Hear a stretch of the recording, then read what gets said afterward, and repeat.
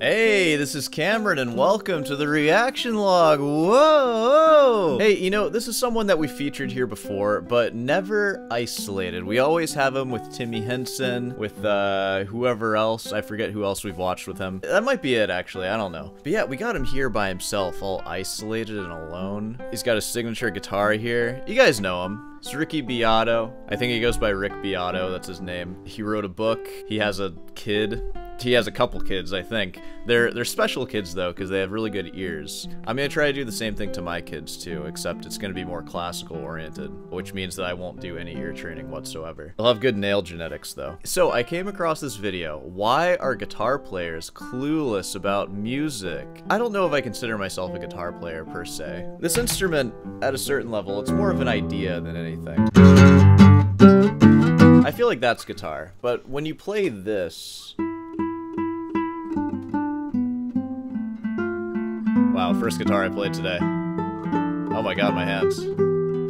Wow, I could warm up, huh? I have not played guitar all day. I feel like when I was a teenager, I would consider myself a guitarist, and now, I just feel like I'm so much more than that. So, what's my deal here? What's my freaking damage? I'm a classical guitarist. I make videos on other people on YouTube that I'm jealous of, mainly. Sometimes people who I'm not jealous of, honestly. I've made some pretty wacky ones.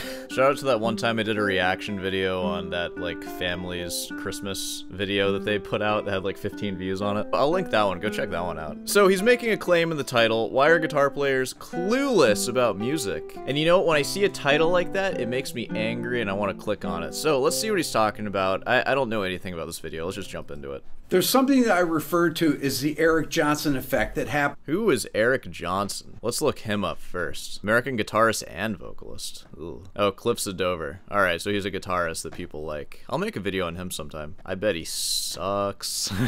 In the comments sections on videos when I play things like this.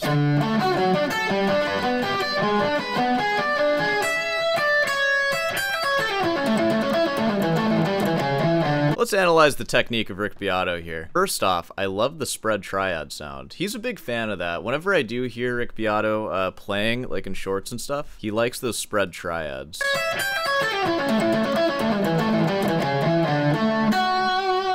A lot of extra movement in the left-hand fingers. I'm just kidding. Rick Beato doesn't care. Anytime I play licks like that, people say in the comments, Eric Johnson Tricks 101. Very Eric... Oh, you're getting...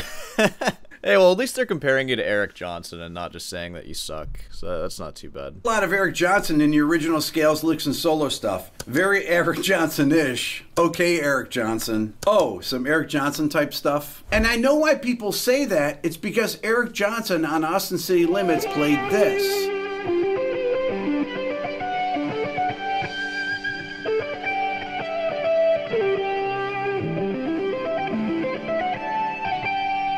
People think that when I play these things called spread triads,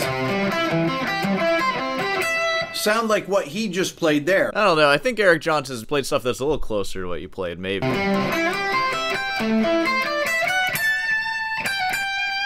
Now, he's not even doing a spread triad on the first one. Some of you are like, what is a spread triad? If you take a C major arpeggio, C, E, G. Dude, are any of us like that? None of my viewers need to ask what a spread triad is. The middle note E, and move it up the octave. And so it's 1, 5, 3. That's what a spread triad is. That's what a spread triad is, which is true. That is what a spread triad is. I like to explain it in a slightly different way. When you play a spread triad, you're just playing the notes of the triad as they appear in the harmonic series. And what I mean by that is when you play a single note, which I'm pretty sure I just did this in a video, so like if you're watching like back to back, sorry about that, but I'm doing it again now. Some of you are asking, what's the harmonic series? You know when Polyphia does crap like this? Specifically that part, those are the harmonics. We call whatever note that is the fundamental. And in that, if you live in the real world, there's going to be these resonant frequencies on top of it. That's the first one that shows up. It's 1/2 of the string. And as you cut the string into 1/2, 1/3, 1/4, you get first just the octave. So it's the same note. No new information in that first harmonic. The second one is the 5th above the fundamental. An octave higher though. And then the next one that you get is the octave again, 2 octaves higher than the fundamental. And then the next one, so we cut the string in half, third, fourth.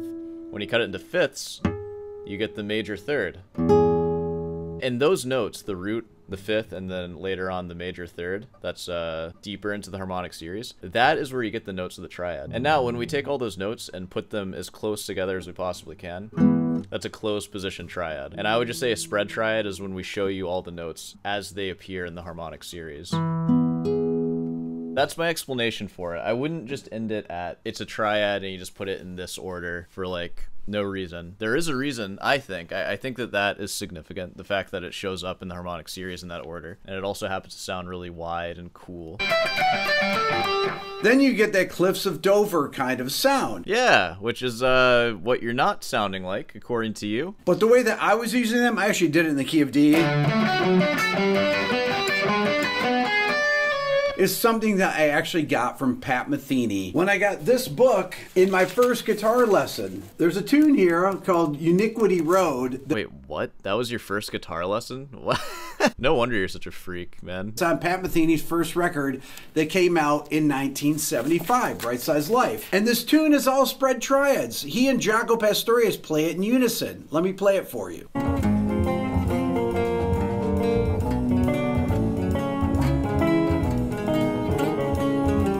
It sounds like it's their first day using spread triads, huh? Jeez. So this entire melody is made up of spread triads that Pat Metheny and Jaco Pastorius play in unison. And I learned this when I was 15 because it's in the real book. We got it in a paper bag because it was illegal at the time to buy them. And you bought them from the music store where you took lessons from, and everyone had it. And this is one of the songs that people learned. They learned all the Pat Metheny songs off the first record because they're all in here. So this vocabulary was already out there in the mid-70s. And everyone that I knew had Bright Size Life, this first Metheny record. And I'll bet you that Eric Johnson had it too. The actual Eric Johnson effect are these pentatonic flourishes like this that guitar players like Joe Bonamassa actually took from Eric. Wait, so is this whole video just him defending himself against the Eric Johnson commenters? It's kind of a petty video.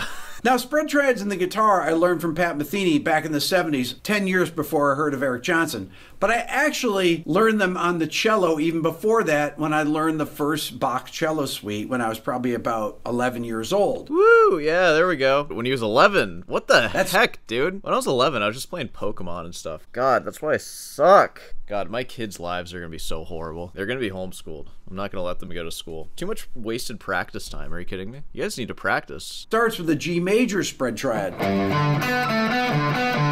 There it is right there. Nice phrasing, bro. Man, you jazzers just refuse to use the open strings, huh?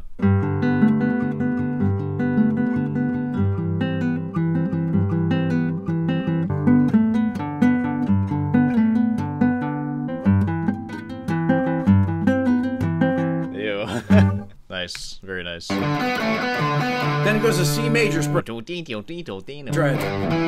Bach was doing these things long before, 300 years before any of these guys were doing it. Yeah, and you know who was doing it even before that? Whenever there was a hollow tree and wind blew through it, and it happened for a moment to just resonate at a certain frequency, and it would be in there. And maybe the wind like blew through it in a certain way where it brought out those.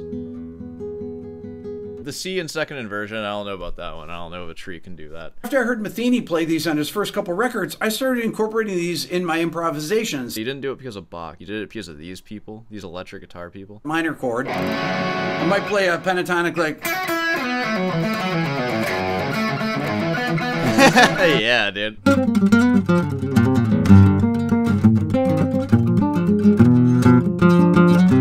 Yeah, I don't know. It's So what am I doing there? I took an F sharp minor pentatonic. Then I went into... And then you just threw in some Bach in the middle of that? A series of spread triads in the key of A major or F sharp minor. It's all the same to you. Whatever. There's F sharp minor spread triad. Definitely A major. E over G sharp. A major. B minor. A over C sharp. D major, E You're major. just making the A major world tour over here, huh? Back to F sharp minor. All these things are in my arpeggio masterclass, and you can get it in the description. All right, I think that's enough Rick Beato for today. Let's look at his comment section. Let's compare it to mine. Rick, this is a pleasant, charming, gentle way to say if you're going to accuse me of using someone else's stuff as though that's a bad thing, then get it right and make it Bach. This is educational, intelligent, and cool. God, what a nerd.